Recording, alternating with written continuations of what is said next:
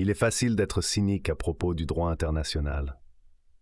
Peu après que la Cour internationale de justice, CIJ, ait trouvé qu'Israël commet potentiellement un génocide contre le peuple palestinien, le département d'État américain a déclaré « Nous continuons de croire que les allégations de génocide sont infondées et notons que la Cour n'a pas fait de constatation concernant un génocide ni appelé à un cessez-le-feu dans son jugement. » Les dirigeants israéliens ont qualifié l'affaire d'outrageuse et d'antisémite.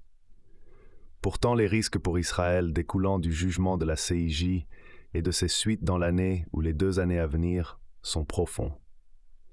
Si Israël rejette la Convention sur le génocide, il met en péril sa place au sein de la communauté des nations. Il est vrai que la décision provisoire de la CIJ à elle seule ne mettra pas fin à la guerre d'Israël à Gaza, ou peut-être au massacre massif du peuple palestinien, déjà à 26 000 et en augmentation, avec 70% de femmes et d'enfants. La décision en elle-même ne mettra pas fin à la complicité de l'Amérique dans le massacre des Palestiniens par Israël. Israël ne pourrait pas combattre la guerre à Gaza un jour de plus sans que les États-Unis fournissent les munitions et autres soutiens militaires. Pourtant, la décision a lancé le compte à rebours sur l'avenir d'Israël. Si Israël continue d'agir en toute impunité et se trouve déclaré comme génocidaire dans la décision finale de la CIJ, Israël deviendra un État paria. Les jeunes Américains en particulier retireront leur soutien aux États-Unis pour Israël. Israël se tiendra complètement seul, condamné par le monde. La plupart des 193 gouvernements des Nations Unies méprisent déjà le comportement d'Israël. La plupart voient un pays qui occupe les territoires voisins de la Palestine depuis 57 ans, depuis la guerre de 1967, qui a méprisé et échoué à agir sur des dizaines de votes du Conseil de sécurité de l'ONU et de l'Assemblée générale de l'ONU, et qui a illégalement et ouvertement installé plus de 700 000 dans les territoires occupés. La plupart des États membres de l'ONU entendent clairement les expressions de haine viscérale de nombreux dirigeants israéliens envers le peuple de Palestine. Par exemple, la déclaration du président israélien Herzog qui accuse tous les habitants de Gaza, comme cité par la CIJ, et ils comprennent clairement l'intention du gouvernement israélien actuel d'occuper la Palestine et de régner sur les 7 millions de musulmans et chrétiens palestiniens vivant en Israël et en Palestine aujourd'hui. L'Afrique du Sud a porté l'affaire contre Israël devant la CIJ, en partie parce qu'elle reconnaît un régime d'apartheid meurtrier lorsqu'elle le voit, et elle voit un régime d'apartheid dans la domination continue d'Israël sur le peuple palestinien. Israël n'a jusqu'à présent pas été dissuadé par l'opinion mondiale en raison de ses armes nucléaires, de son zèle messianique, et plus important encore, du soutien militaire, financier et public des États-Unis, y compris leur vote au Conseil de sécurité et à l'Assemblée générale des Nations unies. De plus, les États-Unis et Israël ont agi en croyant que l'offre d'argent américain et de systèmes d'armes aux nations arabes les inciterait à tourner le dos au peuple palestinien. Israël et les États-Unis agissent avec une arrogance suprême, croyant que la puissance militaire donne raison et que l'argent parle. Oui, Israël agit aussi par peur des Palestiniens, mais c'est la peur écrasante et totalement injustifiée de l'opprimé, du conquis et du déplacé. En reconnaissant et en faisant la paix avec un État palestinien indépendant, Israël éliminerait la haine et l'humiliation qui alimentent le soutien au Hamas et réduirait ainsi les menaces qui conduisent à ses propres peurs. Les Israéliens devraient comprendre que les États-Unis ne peuvent pas, et ne le feront pas, sauver Israël à long terme. Ils ne le feront pas plus qu'ils n'ont sauvé le Sud-Vietnam, l'Iran après le coup d'État américano-britannique en 1953, l'Afghanistan après 2001, l'Irak après le renversement de Saddam Hussein par les États-Unis en 2003, la Syrie après la tentative de renversement de Bachar al-Assad par les États-Unis en 2011, la Libye après le renversement de Muammar Kadhafi par l'OTAN en 2011, ou l'Ukraine depuis le coup d'État mené par les États-Unis en 2014. La force militaire américaine est inutile ou pire pour soutenir des régimes qui manquent de soutien international large et de légitimité.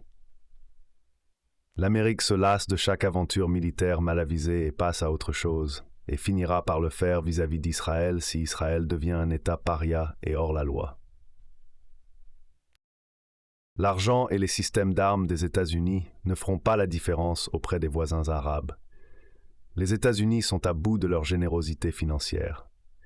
La dette publique des États-Unis représente déjà 122,9% du PIB et augmente rapidement. Il n'y a pas de consensus à Washington, D.C. sur la manière de stabiliser le budget des États-Unis, mais un point est clair, un grand soutien aux pays étrangers ne fera pas partie de l'accord. L'interruption du financement américain pour l'Ukraine, malgré le lobbying intense du puissant complexe militaro-industriel, est un cas d'école. Même l'accès à des systèmes d'armes avancés des États-Unis ne convaincra pas les nations arabes d'abandonner la cause d'un État palestinien. En tout cas, les systèmes d'armes avancés russes, iraniens, nord-coréens, chinois et d'autres seront proposés à l'avenir sur des termes de financement power et dans un contexte de forte concurrence. À l'heure actuelle, le public israélien soutient ardemment la brutalité et le massacre d'Israël à Gaza. Le public est saisi par une combinaison de peur écrasante, de zèle religieux et de propagande d'État. Les Israéliens croient largement que les nations arabes sont implacablement déterminées à détruire Israël. Ils ne voyagent pas dans les pays arabes et ne connaissent ni ne comprennent les attitudes et les politiques de ces sociétés voisines.